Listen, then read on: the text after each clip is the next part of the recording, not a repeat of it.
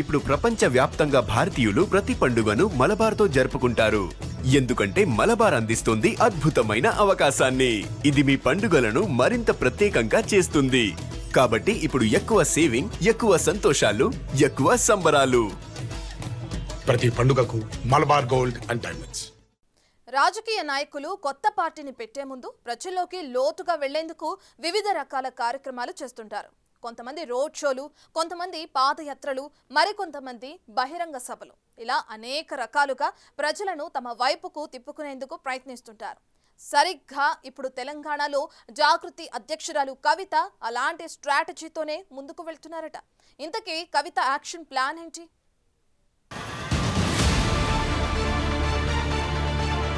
తెలంగాణ జాగృతి ఏర్పడినప్పటి నుంచి సపరేట్ గానే తమ కార్యక్రమాలు చేస్తూ వస్తున్నారు కల్వకుంట్ల కవిత. బీఆర్ఎస్ లో ఉన్నప్పటి నుంచి జాగృతి పేరుతో అనేక కార్యక్రమాలు నిర్వహించారు. కొద్ది రోజులు గులాబీ బాస్ కారు పార్టీ అధినేత కేసీఆర్ ఆదేశాల మేరకు సైలెంట్ అయిన ఆమె తర్వాత పార్టీ తనను సస్పెండ్ చేశాక తన ఎమ్మెల్సీ పదవికి కూడా రాజీనామా చేసి పూర్తిగా ప్రజల్లోనే ఉండేందుకు కార్యాచరణ మొదలుపెట్టారు. హైదరాబాద్ లోనే ఉండి రాష్ట్ర సమస్యల గురించి మాట్లాడితే అర్థం లేదని నేరుగా ప్రజల్లోకి వెళ్లాలని నిర్ణయించుకున్నారు. ఇందుకోసం 4 నెలల షెడ్యూల్ని ప్రిపేర్ చేసుకున్నారు. కవిత మాట్లాడిన ప్రతిసారి తన తండ్రి తనకు బాసని, రాజకీయ గురువని చెప్తూ ఉంటారు. కానీ జాగృతి జనం బాటా పోస్టర్ మాత్రం ఆమె తండ్రి ఫోటో లేకుండానే లాంచ్ చేశారు. కేవలం తెలంగాణ తల్లి ప్రొఫెసర్ జయశంకర్ ఫోటోలతో మాత్రమే డిజైన్ చేసిన జనం బాటా పోస్టర్ను విడుదల చేశారు. కావాలని కేసీఆర్ ఫోటోను తీసివేసినట్లు కవిత మాట్లాడారు. ఇన్ని రోజులు కేసీఆర్ ఫోటోతో రాజకీయం చేస్తుంది అంటూ బీఆర్ఎస్ సోషల్ మీడియా చేసిన ట్రోల్స్ ని కవిత మీడియా ముందు ప్రస్తావించారు. కేసీఆర్ గారి ఫోటో లేకుండానే యాత్ర చేస్తాం. వారిని అగౌరవపరచడం లేదు. వారు ఉద్యమ నాయకుడు. వారు లేనిది తెలంగాణ రాదు, రాలేదు, ఇంపాసిబుల్. కానీ ఇవాళ వారు ఒక పార్టీకి అధ్యక్షులుగా ఉన్నారు. ఆ పార్టీ నుండి నన్ను సస్పెండ్ చేయడం జరిగింది. ఆ పార్టీలో నేను ఇవాళ ప్రాథమిక సభ్యురాలుగా కూడా లేను.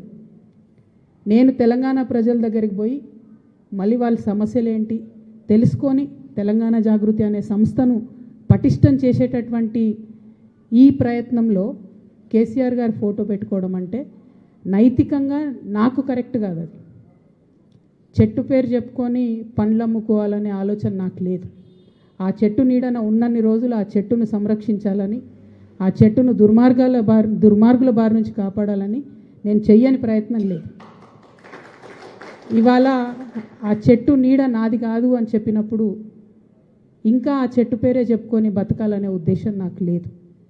నేను నా తువ్వ వెతుక్కుంటున్నా. తెలంగాణ బిడ్డల కోసం, తెలంగాణ ప్రజలతో, తెలంగాణ మేధావులతో సమాలోచన చేయడానికి, వారితో మమేకం అవ్వడానికి నేను ఒక తువ్వను ఎత్తుకుంటున్నాను.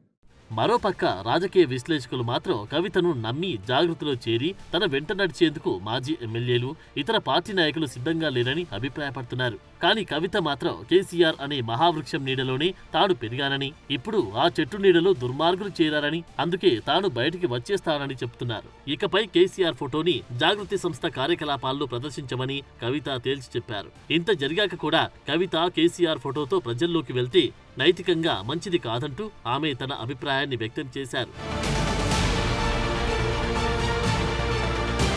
జాగృతి జనం బాటా పేరుతో తెలంగాణలోని 119 నియోజకవర్గాలను చుట్టేసేలా అన్ని జిల్లాల్లో కవిత పర్యటించనున్నారు.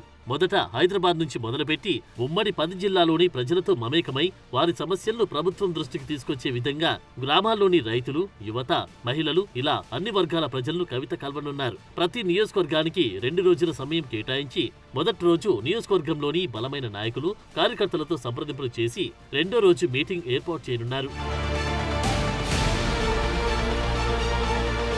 బీఆర్ఎస్ నుంచి బయటకు వచ్చాక కవితకు సంబంధించి అనేక ఊహాగానాలు వినిపించాయి. కవిత కొత్త పార్టీ పెడతారంటూ కొంతమంది, ఆమె అధ్యక్షురాలిగా ఉన్న జాగృతిని పార్టీగా మలుస్తారని మరికొంతమంది చర్చించుకున్నారు. కానీ కవిత మాత్రం వీటికి భిన్నంగా తెలంగాణ అంతటా జాగృతి నాయకులు, కార్యకర్తలు ఉండే విధంగా అన్ని జిల్లాల ఇన్ఛార్జీలను, కన్వీనర్లను ఎంపిక చేసి వారికి తగిన బాధ్యతలు అప్పచెప్పారు. ఇప్పుడు తానే స్వయంగా ప్రజల్లోకి వెళ్లేందుకు జాగృతి జనం బాట యాత్రను మొదలు పెడుతున్నారు. కవిత 4 నెలల యాత్ర తర్వాత హైదరాబాద్లోని సరూర్ నగర్ ఇండోర్ స్టేడియంలో ఓ భారీ బహిరంగ సభ నిర్వహించేందుకు ఏర్పాట్లు చేస్తున్నారట. ఫిబ్రవరి నెల 13వ తేదీన ఈ సభ ఉండనున్నట్లు తెలుస్తోంది. ఆ సభలోనే కవిత తన సొంత పార్టీని ప్రజల ముందుకు తీసుకొచ్చే అవకాశం ఉన్నట్లు జాగృతి నాయకులు చర్చించుకుంటున్నారట. ఒకవేళ సభలో పార్టీని ప్రకటించకపోతే ఏప్రిల్ మొదటి వారంలో పార్టీని ప్రకటించనున్నారట. మరి చూడాలి తెలంగాణ రాష్ట్ర రాజకీయాల్లో కవిత తన రాజకీయ భవిష్యత్తుని సోలోగా ఎలా తీర్చిదిద్దుకుంటారు.